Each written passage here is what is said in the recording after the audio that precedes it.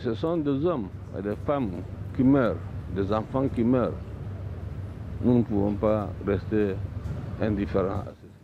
Le Tchad, qui a mobilisé des blindés contre Boko Haram, invite les pays africains à se joindre à ces efforts militaires contre la secte islamiste. Son président souhaite une coalition à l'image de celle qui lutte contre le groupe armé État islamique. Il faut dire que le conflit se propage aux pays voisins.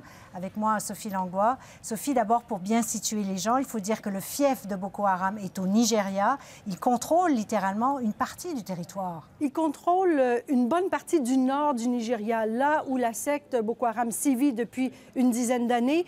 Donc, les 3 États du nord-est sont en état d'urgence depuis 18 mois. Ça veut dire que cette région-là est bouclée par l'armée qui devrait protéger, patrouiller la population, mais ce n'est pas ce qui se passe. Boko Haram ne cesse d'intensifier ses attentats, ses attaques.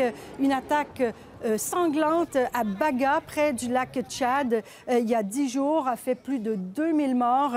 Donc, clairement, l'armée du Nigeria ne réussit pas à contenir là, Boko Haram. Oui, Boko Haram qui a attaqué d'ailleurs des civils pour la première fois dans un village du Cameroun. Donc, le Cameroun, le pays juste à côté, on a donc des attaques hier qui ont fait 3 morts et on a kidnappé 80 personnes. Mais tout de suite, l'armée camerounaise a lancé une traque et a réussi à faire libérer aujourd'hui 24 de ces otages. C'était aussi la première fois la semaine dernière que Boko Haram attaquait une base militaire au Cameroun. Donc, ça inquiète de plus en plus les pays voisins. C'est pourquoi le président du Tchad a décidé de retirer ses troupes, une bonne partie de ses troupes qui sont au Mali en ce moment pour combattre AQMI, Al-Qaïda au Maghreb islamique, pour les déployer plutôt au Cameroun, possiblement juste qu'au Nigeria. Parce que ces pays voisins-là ont besoin, particulièrement le Tchad qui n'a pas d'accès à la mer, a besoin du Cameroun pour son commerce mondial. Mais il y a aussi le Niger, une frontière très longue avec le Nigeria, beaucoup moins bien défendue que celle du Cameroun et du Tchad. On soupçonne Boko Haram d'y cacher des otages là-bas.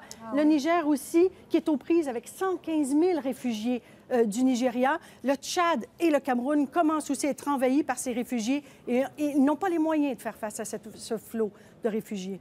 Mais Sophie, le Nigeria est quand même une grande puissance africaine. Comment se fait-il qu'il n'arrive pas à éradiquer ce groupe armé Boko Haram? Les gens du Nord, ils sont des dizaines de millions, accusent le gouvernement de Goodluck Jonathan, qui est du Sud, qui est chrétien, alors que le Nord est à majorité musulmane, de les abandonner, de ne pas mettre les moyens nécessaires pour combattre Boko Haram. C'est effectivement une armée puissante qui a beaucoup plus de moyens que celle du Cameroun, par exemple. Or, on voit que le Cameroun, qui y met les moyens, réussit, a des résultats.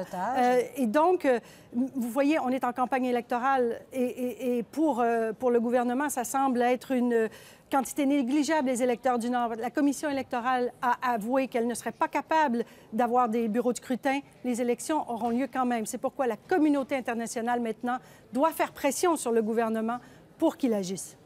Très intéressant. Merci beaucoup, Sophie, d'être venue nous en parler. Je vous en prie.